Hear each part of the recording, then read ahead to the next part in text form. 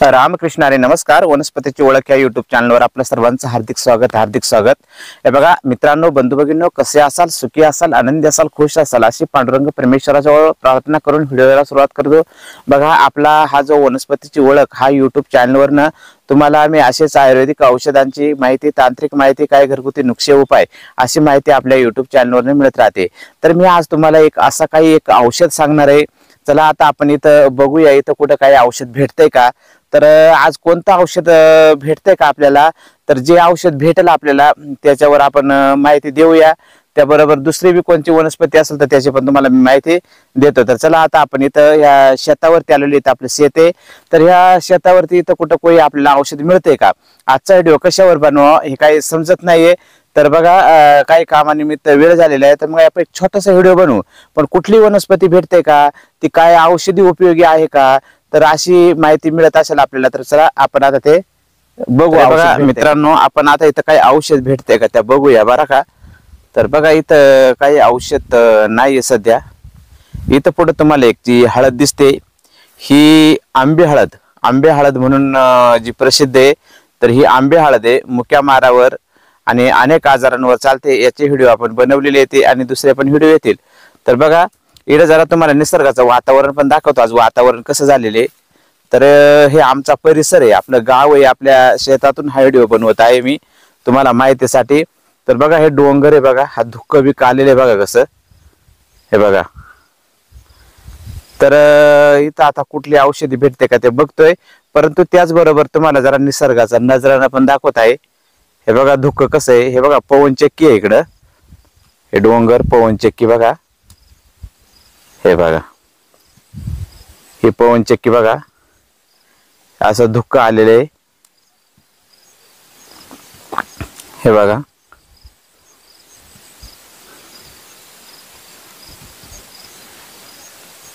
तर अशी ही इकडला आपल्याकडलं असं वातावरण असते बघा.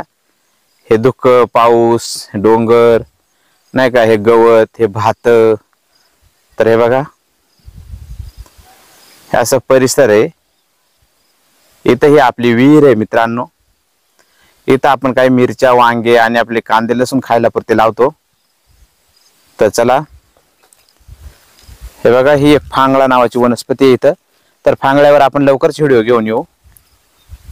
चला आज कुठलं काय भेटते का ते बघायचंय आपल्याला. नेमकी आज कोणती औषधी भेटते कोणची. बघा हा फांगळा आहे बरं का, हा आहे फांगळा. तर फांगळा हा खूप आजारांवरती चालतो, त्याचे आपण स्पेशल व्हिडिओ बनवू. इथं बघा एक पेरूचं झाड आहे. तर पेरूचे पण खूप असे औषधी उपयोग आहेत बघा. इथं पेरू पण लागलेले आहे आणि पेरूचे खूप असे औषधी उपयोग आहेत.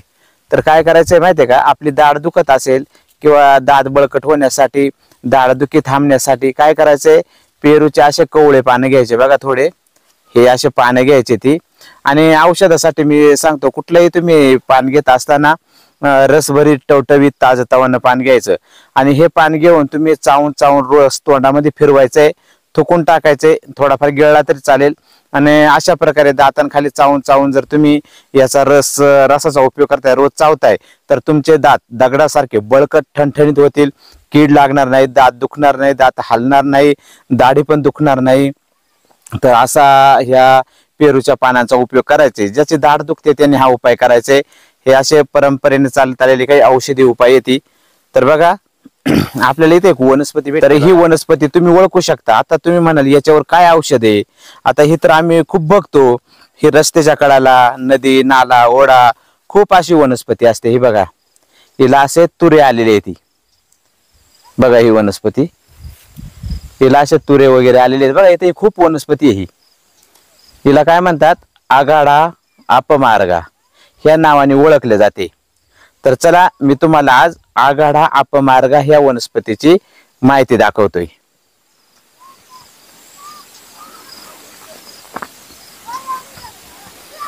बघा नमस्कार मित्रांनो, आता मी तुम्हाला एक वनस्पती तुम्हाला मी आताच दाखवली की आघाडा नावाची वनस्पती. तर आघाडा नावाच्या वनस्पतीचा औषधी उपाय मी तुम्हाला सांगतोय. तर हे बघा, हे आपण आघाडा नावाची, असं एक मूळ आणि बारीक छोटे छोटे मुळं असतात. तर बघा हिचा पाला बघून घ्या तुम्ही, हिचा पाला असतोय आणि ही बहुतेक लोकांच्या परिचयाची वनस्पती आहे। हिला काही भागामध्ये आघाडा म्हणतात, काही भागामध्ये अपमार्गा म्हणतात, काही भागामध्ये लडजिरा म्हणतात। ही लाख मोलाची वनस्पती आहे। ती हिचे औषधी उपाय, तांत्रिक उपाय आपण जर ऐकले तर हिचे चमत्कार बघितले तर पायाखालची जमीन सरकेल इतके असे जबरदस्त हिचे उपाय आहे ती। तर बघा आपण इथे एका शेतावर आलो होतो आणि आज कशाचा व्हिडिओ बनवा म्हणून आपल्याला मिळालेले हे आघाडा, लडजिरा, ओंगा, अपमार्गा ह्या वनस्पतीची ओळख आणि हिचे औषधी उपाय जास्त काही सांगणार नाही। तर मी तुम्हाला याचे फक्त 2 उपाय सांगतो। याचे अनेक उपाय मी घेऊन येणार आहे, व्हिडिओवरती माहिती सांगत राहणार आहे, परंतु याचे मी आज तुम्हाला 2च उपाय सांगतो। एक म्हणजे तुमचा एडस रोग पूर्णपणे बरा करणारा हा उपाय आहे, याच्यापासून एडस रोग पूर्णपणे बरा करा। आणि दुसरा म्हणजे कावीळ नावाचा आजार आहे, कावीळ जो पिलिया हिंदीमध्ये म्हणतात, आणि कावीळ बरा करणारा उपाय आणि एडस बरा करणारा उपाय, असे मी तुम्हाला 2 उपाय सांगतोय। तर बघा ही आहे आघाडा, अपमार्गा, ओंगा, लडजिरा ह्या नावाने ओळखली जाणारी ही एक वनस्पती आहे। आणि ह्या वनस्पतीची पानं तुम्हाला उपाय करत असताना रोज ताजी पानं घ्यायची आहे ती। ही वनस्पती शक्यतो पावसाळ्यामध्ये जूनमध्ये उतरते आणि नोव्हेंबर ते डिसेंबर पर्यंत ही राहते, नंतर वाळून जाते। तर तुम्हाला हा उपाय करण्यासाठी, तुम्हाला जर हा उपाय करायचा असेल तर तुम्ही पावसाळ्यामध्ये कुठल्याही एका महिन्यामध्ये हा उपाय करायचा आहे, कारण वनस्पती ह्या प्रत्येक हंगामामध्ये आपल्याला मिळत नाही ती। तर बघा ही वनस्पती आहे, तर काय करायचे, हिची अशी पानं घ्यायची ती, हिची पानं घेऊन स्वच्छ धुवून आणि खलबद्यामध्ये कुटायची ती, दगडी खलबद्यामध्ये किंवा दगडी पाटा आणि वरवट्यावरतीच लाटायची आहे ती, मिक्सरमध्ये वगैरे दळायचे नाही। कुटून यांचा रस काढायचा आहे। 4 चमचे रस काढा। 4 चमचे रसामध्ये 10 ग्रॅम जिऱ्याची पावडर टाका। लक्षपूर्वक ऐका व्हिडिओ। तुमचा एडस तुम्हाला जर बरा करायचा असेल, एडस झालेल्या पेशंटसाठी हा उपाय सांगतो, एकदम साधा, सोपा आणि घरगुती उपाय आणि कुणालाही करता येण्याजोगा उपाय आहे, हे एक महत्त्वाचं आहे। तर बघा याच्या 4 चमचे रस, आघाड्याच्या पानांचा 4 चमचे रस काढून त्याच्यामध्ये 10 ग्रॅम जिरे पावडर टाकून आपल्याला रोज सकाळी उपवासी पोटी घ्यायचा आहे, संध्याकाळी एकदा घ्यायचा आहे, असा 2 वेळेस घ्यायचा आहे। हा उपाय तुम्हाला 1 महिनाभर करायचा आहे। 1 महिन्यामध्ये तुमचा एडस नावाचा रोग, एडस नावाचा आजार पूर्णपणे बरा होतोय। तर बघा लक्षपूर्वक ऐका, त्याच्यासाठी हा उपाय करायचा आहे। कशाचा? ह्या आघाड्याच्या पानांचा रस, जिरे पावडर, 4 चमचे रस आणि 10 ग्रॅम जिरे पावडर घेऊन तुम्ही रोज सकाळी उपवासी पोटी, संध्याकाळी एकदा झोपायच्या वेळेस हा उपाय करायचे, तुमचा एडस पूर्णपणे बरा होईल। त्यासाठी तुम्हाला पथ्य पाणी सांभाळायचे आहे, योगासनं करायचे, प्राणायाम करायचे, पहाटे उठायचे, ब्रह्मचार्याचं काटेकोरपणे तुम्हाला पालन करायचे। जो ब्रह्मचार्याचं पालन करणार नाही त्याला ह्या उपायानं गुण येणार नाही, म्हणून तुम्ही पूर्णपणे ब्रह्मचार्याचं पालन करा।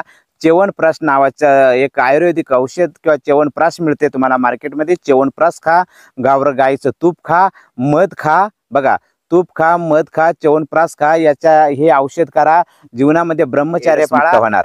एडस पासून मुक्तीसाठी एकदम साधा, सोपा, सरळ आणि घरगुती उपाय हा उपाय करा। कुठं जायची गरज नाही, कोणाला विचारायची गरज नाही। आपला व्हिडिओ तुम्ही बघत असाल तर हा व्हिडिओवरून हा उपाय करा आणि 100% तुमचा एडस मुक्त होईल। दुसरा उपाय याचा असा आहे, याचे पानं घ्यायचे, ती याच्या पानाचा 4 चमचे रस काढायचा आहे। जर एखाद्या माणसाला कावीळ झालेली आहे आणि ती कावीळ बरी करायची आहे, तर ती कावीळ बरं करण्यावरचा उपाय आहे। बघा काय करायचं, रोज सकाळी उठल्याबरोबर ही पानं सकाळी सूर्योदयाच्या अगोदर तोडून आणायची आहेत। कावीळसाठीचा प्रयोग आहे, सकाळी उठल्याबरोबर लघवीला जायचं, त्या माणसाने लघवी संडास न करता सकाळी पानं तोडून त्याचा रस काढा, 4 चमचे रस रोज कावीळ झालेल्या माणसाला 7 दिवस प्यायला द्या। कुठल्याही प्रकारची कावीळ 100% बरी होते। एकदम साधा सोपा उपाय आहे। काय करायचे, ताजीच पानं आणा, त्याचा रस काढा, तो रस सकाळी उपवासी पोटी प्यायला द्या, 7 दिवस कावीळ पूर्णपणे बरी होऊन जाईल। हा कावीळवरचा उपाय बघा। कावीळवरती तुम्हाला तेलकट खायचं नाही, दूध घ्यायचं नाही, तेलकट आणि दूध खाऊ नका, आंबट खाऊ नका। चला त्याचप्रमाणे तुम्हाला याचा एक तांत्रिक उपाय मी सांगत आहे। ही मुळी कधी काळी तुम्ही रवी पुष्य नक्षत्रावर काढून ठेवायची आहे। गुरुपुष्य अमृत योग असेल, रवी पुष्य योग असेल किंवा कुठल्या तरी एखाद्या ग्रहण काळामध्ये तुम्ही अपमार्गाची मुळी विधिवत म्हणजे त्याला आमंत्रण द्यायचं आहे. आमंत्रण देऊन आणि दुसऱ्या दिवशी विधिवत काढून आणायचे. काढून त्याची पूजा वगैरे करून आणि तुम्ही लाल कपड्यात लपेटून ठेवायचे आहे. ज्यावेळेस एखादी माता माऊली, एखादी माता भगिनी डिलेव्हरीच्या वेळेस, स्त्रियांच्या डिलेव्हरीच्या वेळेस जर एखाद्या डॉक्टरने सीझर सांगितलेला असेल आणि तुम्हाला सीझर जर टाळायचा असेल तर याची एक मुळी कमरेला बांधा किंवा केसामध्ये खवून द्या, केसामध्ये ठेवून द्या. 1 इंचाचा तुकडा ठेवायचा आहे. महिला माता डिलेव्हरी नॉर्मल होऊन जाईल, सीझर करावा लागणार नाही. डिलेव्हरी होताच ही मुळी काढून फेकून द्यायची आहे, ती ठेवायची नाही. हे लक्षपूर्वक ऐकायचे. जो तिथं जवळ राहील, ज्या पूर्वीच्या काळी खेडेगावामध्ये जी डिलेव्हरी बाई राहायची तिला सुईण असे म्हणायचे आणि त्या काळामध्ये सीझरची प्रोसिजर नव्हती. त्या काळात त्या सुईने हा उपयोग करायच्या. आमच्या ग्रामीण भागातील माणसाकडून मिळालेली माहिती आहे ही. तर याची एक मुळी विधिवत काढून ठेवायची. ज्यावेळेस डिलेव्हरीची वेळ येईल त्यावेळेस केसामध्ये किंवा कमरेला बांधायचे आहे, खवायचे आहे, केसात खवायचे आहे आणि त्यानंतर डिलेव्हरी होताच मुळी काढून फेकून द्यायची आहे. नॉर्मल डिलिव्हरीवरती सीझर करायची वेळ येत नाही. हा एक तांत्रिक उपाय अपमार्ग आघाड्याचा आहे. अशी आघाड्याची तुम्हाला मी ही माहिती सांगितलेली आहे. चला, अशीच माहिती आपल्यासाठी मी घेऊन येत राहील. तर माहिती कशी वाटली नक्की कळवा. चला, उद्या भेटू नवीन माहिती, नवीन व्हिडिओ बरोबर. तोपर्यंत धन्यवाद. रामकृष्ण हरी. जय धन्वंतरी भगवान.